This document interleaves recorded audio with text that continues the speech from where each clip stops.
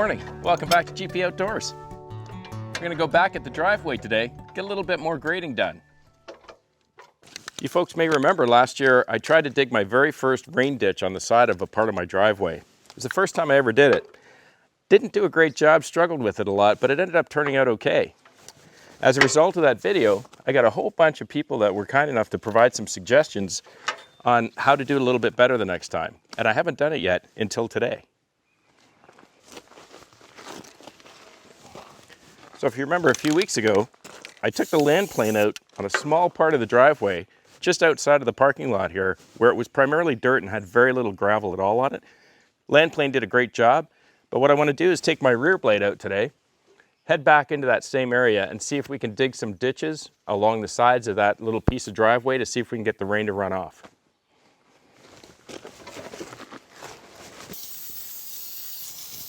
So if you remember last year when I did that first ditch, I took the rear blade and I actually extended it out about a foot past the tractor footprint. Tried to tilt it and I tried dragging that ditch. And as you folks probably saw, I eventually got it through and got a ditch dug. But it was very difficult because it was on a bad angle and it was pushed way outside of the footprint. Had a number of subscribers that said, hey, the next time you do it, keep it in tight and keep it behind the rear wheel. And then just dip it down your first set, which I think is about 7.5 degrees here.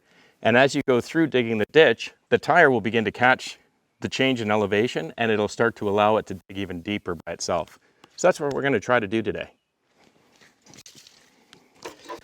So if you have a little bit of time today or you're interested in seeing how we do, grab a coffee, stick around, and let's see if we can do a little better job this time than I did the last time.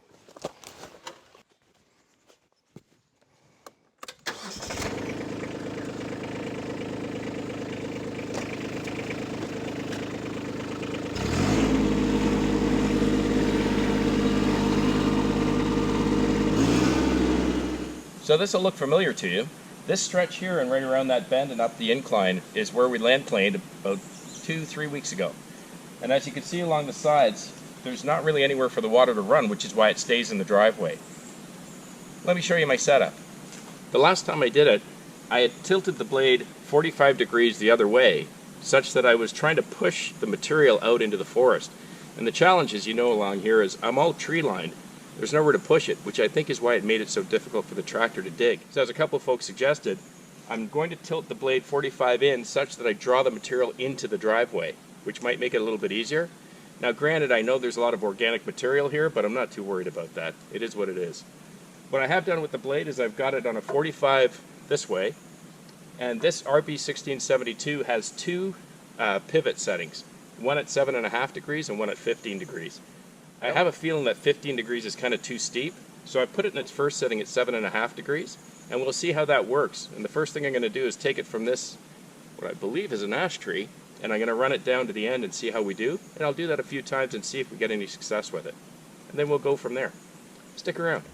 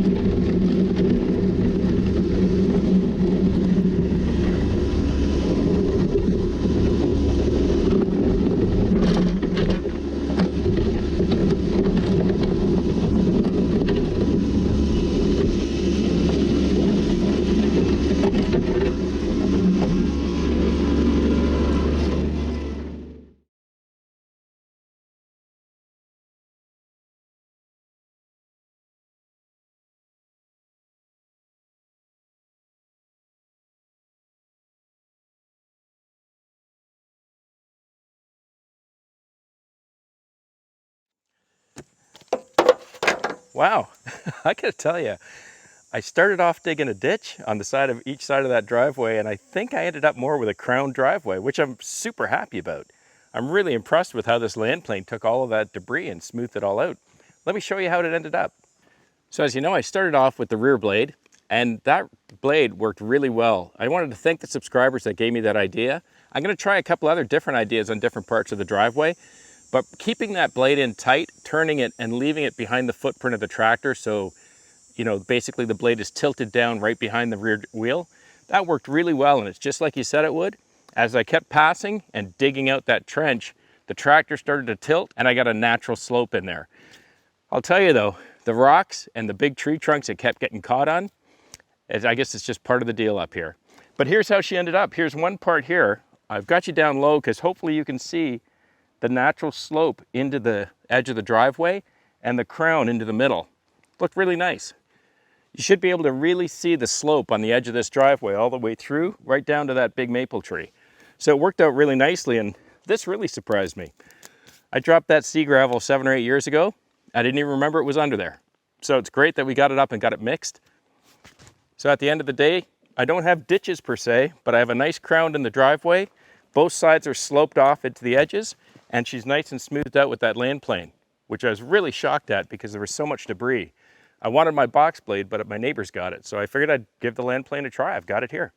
And surprisingly, all of that organic debris that was piled up on top, for some reason it gets caught up in the Landplane the same way the leaves did the last time, and I was able to dump them in big piles at the bottom of that drive.